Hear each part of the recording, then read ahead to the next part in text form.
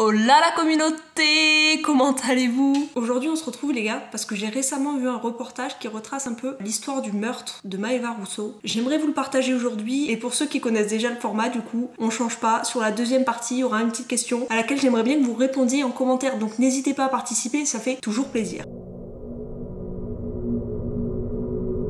Pour bien situer l'histoire du coup, on est dans le Val d'Oise, à 70 km de Paris. On est le samedi 7 avril 2012 et il est 23h. Maeva, elle est chez elle avec son fils Lorenzo et toute cette soirée, elle va guetter le retour d'Alan. Alan c'est qui? C'est le compagnon de Maeva et donc le père de Lorenzo. Mais à ce moment-là, Alan il travaille dans la restauration et du coup il a l'habitude de rentrer tard. Faut savoir qu'Alan ce soir-là, il est en plus retenu à une cérémonie de mariage, donc il va prévenir forcément Maeva par message, avec qui d'ailleurs il converse par texto depuis le début de la soirée. Il va donc lui envoyer un message vers minuit 50 pour la prévenir de son retard et pour lui indiquer qu'il rentrerait autour des 2h30, 3h du matin.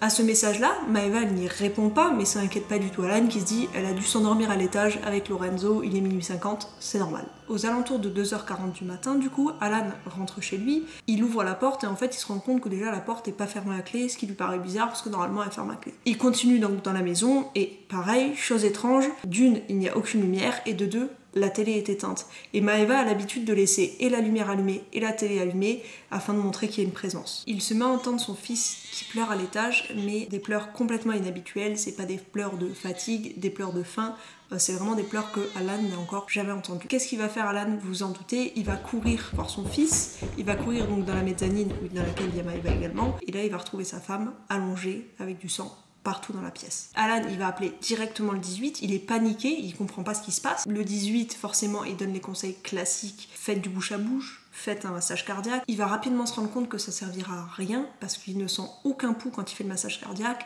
et quand il lui fait du bouche à bouche, l'air reste complètement coincé dans les joues et ne descend plus du tout. Les secours arrivent sur les lieux, mais il y a malheureusement plus rien à faire. Maeva est décédée et est déclarée morte à 3h30 du matin. Ce qui intrigue les secours, c'est que le sang a giclé vraiment loin de Maeva et qu'il y en a vraiment partout. Et une chute n'aurait pas provoqué ce genre de giclée. À l'aube, les experts de la gendarmerie prennent en charge en fait toutes les investigations, le corps part pour l'autopsie et les premières intuitions sont confirmées par le légiste, il ne s'agit pas d'une simple chute. Il vérifie une autre hypothèse qui s'annonce directement négative, il n'y a aucune trace d'agression sexuelle. Les gendarmes vont continuer forcément les investigations et ils découvrent que rien n'a été volé à part le sac à main de Maeva. Les hypothèses portent donc sur un cambriolage qui aurait mal tourné. Le lendemain donc de cette fameuse hypothèse, des promeneurs vont retrouver le sac à main de Maeva à quelques kilomètres sur le parking d'un restaurant. Son portefeuille va être aussi retrouvé mais sur les berges d'un canal. Qu'est-ce qu'ils font donc les gendarmes? Ils ouvrent tout et en fait ils se rendent vite compte que tout est intact. Il n'y a rien qui a été volé, les billets n'ont pas été pris, rien n'a été pris dans le sac de Maeva. Vous l'aurez compris, l'hypothèse du cambriolage ne tient donc plus du tout. Les gendarmes continuent à creuser et en fait en creusant plus profondément, ils se rendent compte qu'il y a une ombre au tableau. Alan,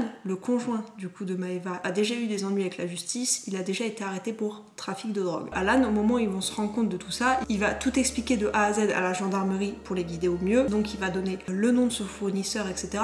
Mais de toute façon, c'est pas l'hypothèse la plus crédible que les gendarmes aient vue, dans le sens où la maison n'a pas du tout été retournée, rien n'a été volé. Ils vont quand même continuer à creuser la piste pour être sûr de ne rien écarter, de rien louper, mais en fait, ils vont vite se rendre compte que le petit trafic, il concerne que quelques petites personnes, il n'y a aucune dette, rien ne justifie concrètement le crime. À la suite de cette révélation, du coup, Alan, il va être mis en cause pour trafic de drogue. Par contre, il va être complètement écarté de l'assassinat de Maeva. À ce moment-là, les gendarmes découvrent que Alan et Maeva ont porté plainte quelques mois avant pour menace de mort. Est-ce que vous commencez à le sentir là?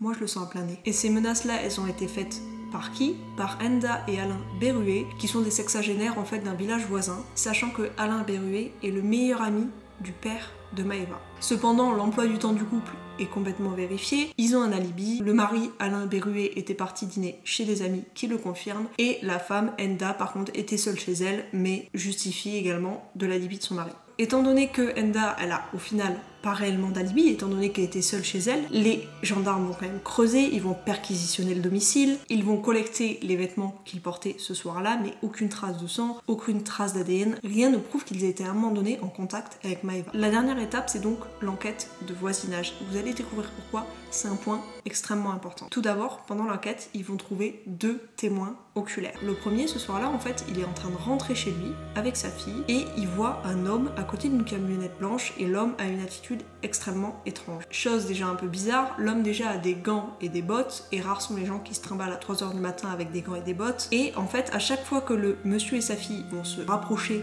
un minimum de lui, l'homme il va essayer de camoufler son visage. Le comportement attire forcément au final son attention, et ce qui va se passer c'est que du coup il va observer beaucoup plus les détails de la camionnette, et ça va lui permettre de retenir le modèle de la camionnette et la plaque d'immatriculation de la camionnette. Donc là je vous ai parlé du premier témoin, et comme je vous ai dit il y a un deuxième témoin. Le deuxième témoin rentre chez lui avec sa femme, et en fait il voit la camionnette passer, et il reconnaît Alain berrué dans la camionnette. Et surtout, petit détail important, mais Alain, il roule à ce moment-là tout feu éteint, comme s'il voulait que personne ne le voie. Vous en doutez, les gendarmes, avec ces deux nouveaux témoignages extrêmement importants, vont mettre Enda et Alain sur écoute. C'est d'ailleurs un des appels qu'Enda va passer à une de ses amies, qui va trahir complètement son mari. Elle va indiquer à son amie qu'elle a vu effectivement Alain ce soir-là, qu'il avait une attitude extrêmement étrange, et surtout, point important, il se baladait avec le sac de Maëva. Au vu des preuves, les gendarmes vont interpeller Alain et Enda. Alain, quand il va être interrogé, il faut savoir qu'il va passer aux aveux immédiatement. Et Alain et Enda, point également très important, faut savoir qu'ils ont perdu leur fils quelques mois avant dans un accident de voiture. Donc Alain, il va expliquer tout en détail, il va expliquer qu'il est sorti ce soir-là du dîner de chez ses amis,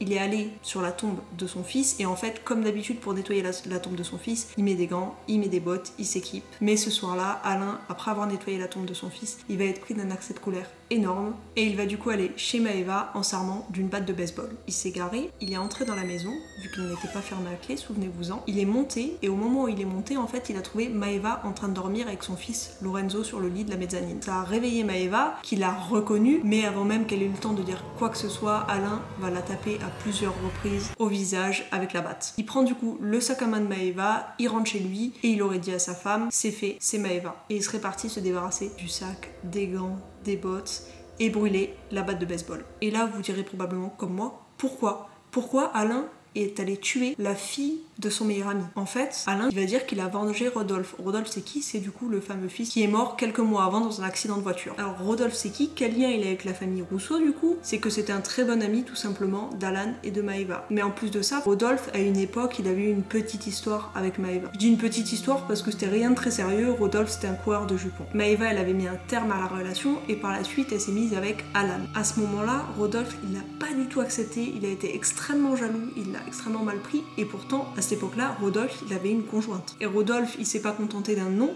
il a insisté à plusieurs reprises, il a été vraiment lourd. Maëva, elle a dû lui dire non plusieurs fois. Même lorsqu'elle était enceinte de Lorenzo, donc le fils d'Alan, Rodolphe continuait à insister. Et forcément, Alan, ça a beau être un très bon ami de Rodolphe, il en a marre, et à un moment donné, il est obligé de menacer Rodolphe d'en parler à sa copine. Mais Rodolphe, à ce moment-là, il prend pas du tout, mais alors pas du tout en compte la menace, il continuait d'insister auprès de Maëva pour qu'elle se remette avec et qu'elle quitte Alan. Rodolphe étant extrêmement insistant, toujours, il continue. Qu'est-ce qu'il va faire, Alan? À un moment donné, il va appeler la fameuse copine de Rodolphe et il va tout lui raconter. La copine de Rodolphe, à ce moment-là, elle appelle Rodolphe et elle le largue immédiatement par téléphone. Forcément, ça a extrêmement énervé Rodolphe. Du coup, qu'est-ce qu'il fait? Premier réflexe, il va se noyer dans l'alcool, donc il boit énormément et il prend le volant à 22h30 pour aller s'expliquer avec Alan et Maëva. Rodolphe, il a beaucoup bu, il conduit extrêmement vite et au moment où il sort d'un virage, il perd complètement le contrôle du véhicule et forcément, vous en doutez, accident. Rodolphe décède du coup ce soir-là. Tout ça, donc, c'était il y a 8 mois, mais la mère de Rodolphe, elle ne s'est jamais remise de cet accident. Comme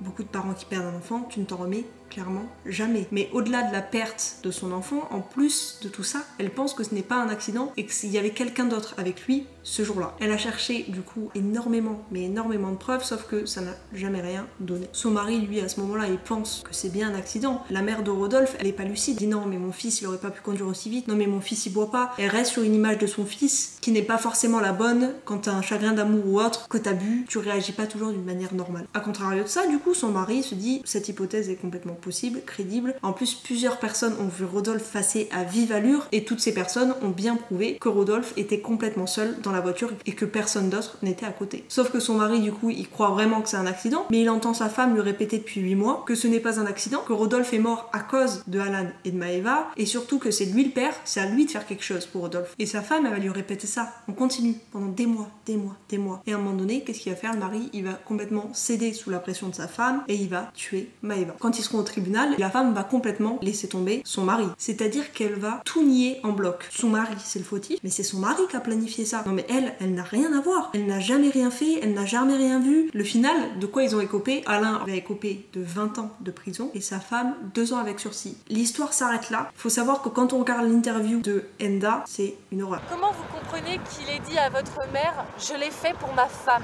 Aucune explication. Aucune. Je lui ai rien demandé. Et vous l'avez pas vu venir du tout? Vous avez pas du tout vu? Non. C'est sa folie à lui. Je l'ai pas vu arriver. Il a dû perdre la tête. Elle a des réponses qui ne sont pas du tout crédibles. Donc elle s'en sort très bien, cette femme. Vraiment très bien. Elle a tout gagné. 2 ans avec sursis, c'est rien. C'est ridicule pour avoir participé à un meurtre. Bref, histoire extrêmement triste. Passons à la deuxième partie. Vous le savez du coup, j'aime beaucoup me renseigner sur les comportements humains et du coup j'avais envie aujourd'hui de me pencher un peu plus sur la vengeance. Même si dans l'histoire de Maeva, la vengeance n'était pas justifiée et surtout extrêmement mal dirigée, beaucoup de gens ressentent le besoin au moins une fois dans leur vie de se venger. J'aimerais donc vous poser une question. Pourriez-vous tuer pour vous venger? Alors déjà, c'est quoi la vengeance? Petite parenthèse rapide, je vous mettrai dans tous les cas, n'hésitez pas à aller checker si ça vous intéresse, toutes les études que j'ai vues et dont je me suis servi pour aborder les sujets de cette vidéo en description. Et pendant que vous êtes dans la description, n'hésitez pas à vous abonner.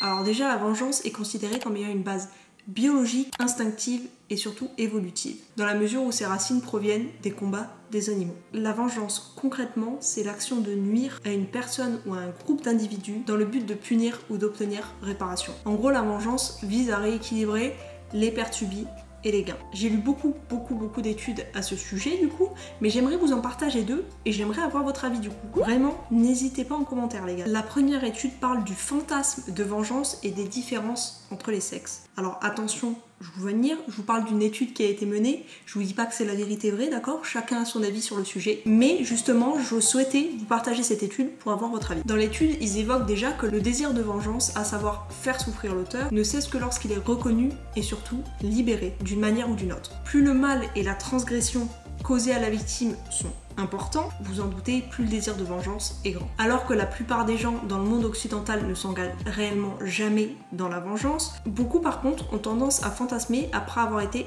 traités injustement. Les fantasmes de vengeance, du coup, c'est quoi exactement? Mais en fait, les fantasmes de vengeance sont définis comme de véritables pensées descriptives de la manière dont se venger de l'agresseur. En gros, ça sert souvent à calmer les sentiments négatifs de frustration, d'humiliation et d'insultes en punissant virtuellement du coup l'agresseur. Les normes occidentales pour les hommes approuvent le stoïcisme, la compétition, la ténacité et surtout la recherche d'un statut. Par contre, pour les femmes, on est sur toute autre chose, vous vous en doutez. Les femmes doivent être attentionnées, modestes, mais pas contrôlantes, dominantes, agressives ou têtues. Ils me connaissaient pas, je crois. Du coup, forcément, dans ce contexte-là, il y a plusieurs études qui ont été menées qui prouvent que la vengeance est genrée. Les femmes, du coup, ayant tendance à éviter les agressions et les représailles, tandis que les hommes, eux, sont encouragés à adopter des comportements agressifs et à se venger. Dans cette étude, ils parlent énormément donc du statut des hommes, et étant donné que la virilité pour les hommes, du coup, doit être méritée et démontrée à plusieurs reprises par des actions, des comportements agressifs des hommes, dont la vengeance, sont interprétés comme des comportements visant à prouver leur virilité, ce qui permettrait d'atténuer leurs inquiétudes vis-à-vis de leur statut, surtout lorsqu'il a été menacé. Passons maintenant à la deuxième étude. La deuxième étude, du coup, elle parle de la vengeance dans les relations de couple, mais surtout de la relation avec la triade noire. Déjà, qu'est-ce que c'est la triade noire? À l'origine déjà, la triade noire, qui est aussi appelée la triade sombre, c'est un terme qui est apparu dans les années 90. Ce terme, il est surtout utilisé en psychologie parce qu'il désigne 3 traits de la personnalité qui sont reliés entre eux.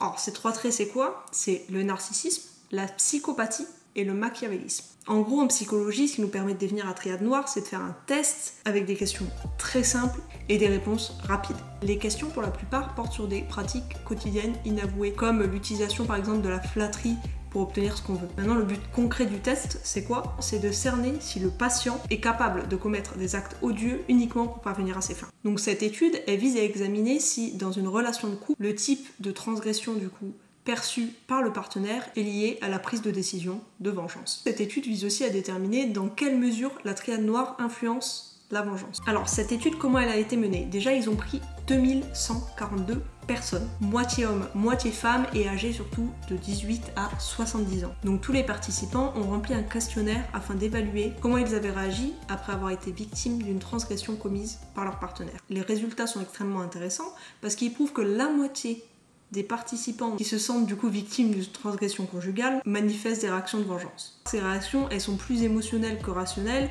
et elles n'anticipent ni le succès de la vengeance, ni leurs conséquences. Hors de l'étude, il est forcément très difficile de calculer le nombre de crimes commis par vengeance, d'autant plus que la plupart des statistiques n'incluent pas la motivation criminelle. Néanmoins, il a été prouvé que la vengeance est un phénomène omniprésent, et elle est surtout parfois exécutée des années après l'événement qui l'a déclenchée. La vengeance, vous l'aurez compris, a donc une grande part dans les relations de couple. Parce que forcément, la perception d'être injustement traité conduit à la colère, et la colère c'est quoi? C'est une émotion qui est directement liée à la vengeance. D'ailleurs, la relation entre la colère et la vengeance a été extrêmement étudiée, et à plusieurs reprises, une conclusion simple est arrivée: la colère et la vengeance, qui sont liées, sont également liées à la personnalité sombre ou la triade noire. La conclusion de la recherche, c'est donc le machiavélisme, la psychopathie et le narcissisme sont liés à la vengeance émotionnelle. Car les trois traits sont liés à une augmentation de la perception de l'efficacité de la vengeance. Et donc à l'approbation des objectifs de pouvoir et de justice. C'est la fin donc de cette étude.